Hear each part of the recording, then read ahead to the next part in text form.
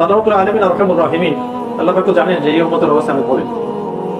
এই কারণে আল্লাহ রাব্বুল আলামিন এই উম্মতের, খাস করে এই উম্মতে মুহাম্মাদের মানুষেরা যেন অল্প আমল করে বেশি ফজিলত হাসিল করতে পারে, এই জন্য বেশ কিছু মৌসুম আল্লাহ পাক আমাদেরকে দিয়েছে। যেমন রমাদান মাস, একটা মাসের ইবাদত দিয়ে একজন মানুষ তার সারা জীবনের গুনাহ মাফ করতে সক্ষম, যদি সে ঠিক মতো কাজে লাগে। যেমন লাইলাতুল কদর, এক রাতের ইবাদত দিয়ে সে হাজার মাসের ইবাদত নেকি পাবে। ফাজরি ওয়াল লায়ালিল আশর, জিলহজের প্রথম দশক, এই দশকের ইবাদত এত বেশি ফজিলতপূর্ণ ছিল, ইভেন আল্লাহর রাস্তায় জিহাদের চেয়েও বেশি নেই।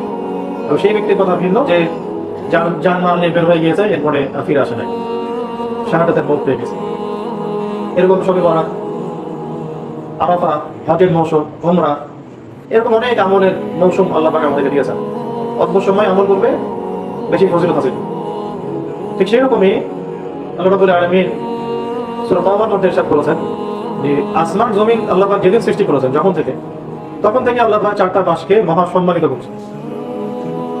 একটা হলো জিলহজ, একটা হলো যুলকাদা, একটা হলো মুহররম, একটা হলো রজব। এই চারটা মাসকে আল্লাহ মহা সম্মানিত করেছেন।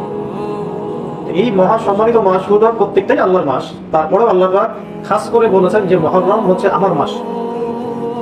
মুহররম, এই মাসটা আমার মাস, আল্লাহর মাস, শাহরুল্লাহ। মুহররম হলো আল্লাহর মাস। হাদিসের মধ্যে এসেছে, নবী সাল্লাল্লাহু আলাইহি ওয়াসাল্লাম ইরশাদ করেছেন যে রমাদান মাসের যে সাওম বা রোজা, এরপরে সবচেয়ে ফজিলতপূর্ণ সাওম হচ্ছে মুহররম মাসের সাওম। রমাদান মাসের সাওমের পরে সবচেয়ে ফজিলতপূর্ণ সাওম বা রোজা হচ্ছে মুহররম মাসের রোজা, রমাদান মাসের পর। আর ফরজ নামাজের পরে সবচেয়ে ফজিলতপূর্ণ নামাজ হচ্ছে তাহাজ্জুদের নামাজ। রমাদান মাস এর ফজিলত সম্পর্কে তো মোটামুটি আমরা অনেকেই অবগত।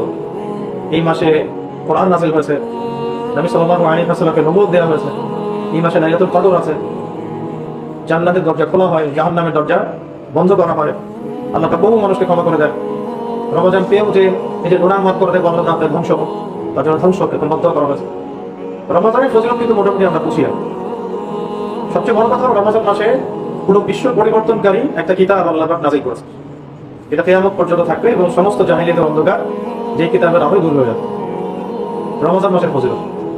কিন্তু এই যে শাহরুল্লাহ, আল্লাহর মাস, যেটাকে মুহররম বলা হয়, এর নিগুল যে একটা তাৎপর্য আছে, এটা সম্পর্কে আমরা খুব বেশি আলোচনা করি না বা শুনি না, এবং আমাদের দার্শনিক চিন্তার দরজা ওই পর্যায়ে পর্যন্ত পৌঁছায় না।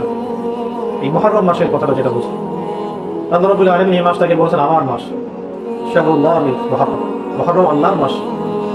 নবী সাল্লাল্লাহু আলাইহি ওয়াসাল্লাম